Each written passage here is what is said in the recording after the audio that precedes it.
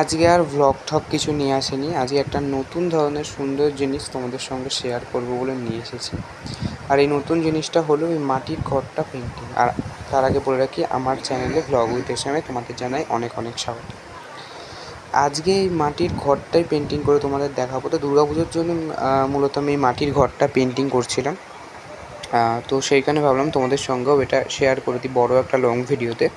তো এখানে মাটির ঘট, এরকম সাইজের একটা মাটির ঘট আমি কিনে নিয়েছি। এটা মোটামুটি 10-12 টাকা বাজারে পাওয়া যায়। এই মাটির ঘরটার উপরে আমি প্রথমে ফেব্রিকের সাদা কালার করে নিয়েছি এবং তার ওপরে এর সঙ্গে বেশ একটা সুন্দর কম্বিনেশন, লাল আর হলুদের একটা সুন্দর কম্বিনেশন এখানে ইউজ করেছি। আর হলুদ কালারটা এখানে প্রথমের ওপরে অংশটায় দিয়ে দিয়েছি এবং তার সঙ্গে এখানে লাল কালারটাকেও আমি ব্যবহার করে নিয়েছি। এবং লাল কালারটা মোটামুটি একটা সুন্দর, মানে যে কোনো ডিজাইন তোমরা দিতে পারো। তো আমি ভাবলাম এরকম একটা ডিজাইন দেবো।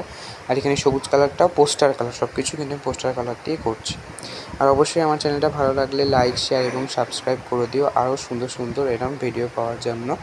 আর এটা দেখো, করতে করতে অনেকটাই হয়ে গেল। আর এখানে আমি ওপরে কমলা টাইপের রঙ করে দিয়েছি, তো সেখানে অনেকটা বোঝা যাচ্ছে না। আর এই দেখো এটার ফাইনাল লুক। চলো বাই।